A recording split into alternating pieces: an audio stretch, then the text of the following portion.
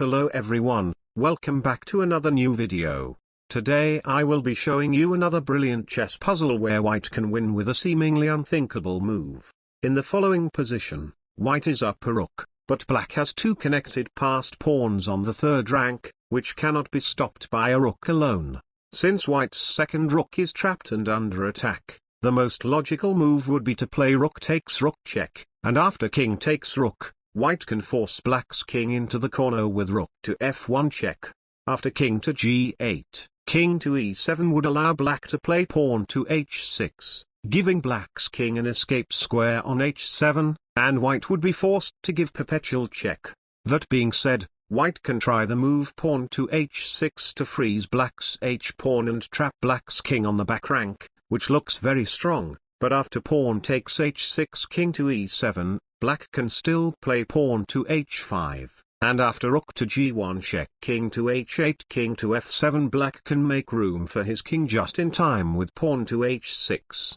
It seems that white must have a mate somewhere in this position, but this is just not the case, as king to g6 with the idea of rook to d1 and d8 mate is met by king to g8, and rook to g3 simply allows pawn to b2 and white has no mate. If white plays rook to d1 first, black can play king to h7 to prevent king to g6, and trying to mate on the h-file with rook to g6 is also met by king to h7. Finally, the attempt to prevent king to g8 by first checking on g8 and g7 before playing king to g6 allows the move pawn to b2, and moving the rook will actually lose the game for white after black promotes with check. In all of these cases, white simply is just a move behind in successfully trapping and checkmating black's king. It seems that white can achieve no more than a draw in the starting position, but this is all just an illusion, as white can play the amazing brilliant move rook to h8, a quiet rook sacrifice.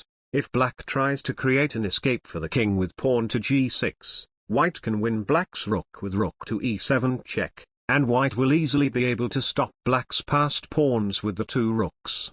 So black accepts the rook sacrifice, but now after rook to f1 check, black's king is forced to go to g8, and the difference between this position and the position after the rook trade is that the h8 square is blocked by black's rook, and after h6 pawn takes h6 king to e7, black simply has no way to prevent the threat of rook to g1 checkmate.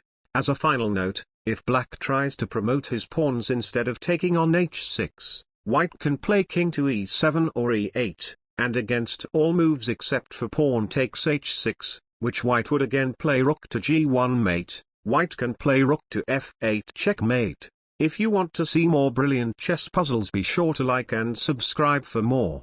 I will see you all in my next video. Goodbye.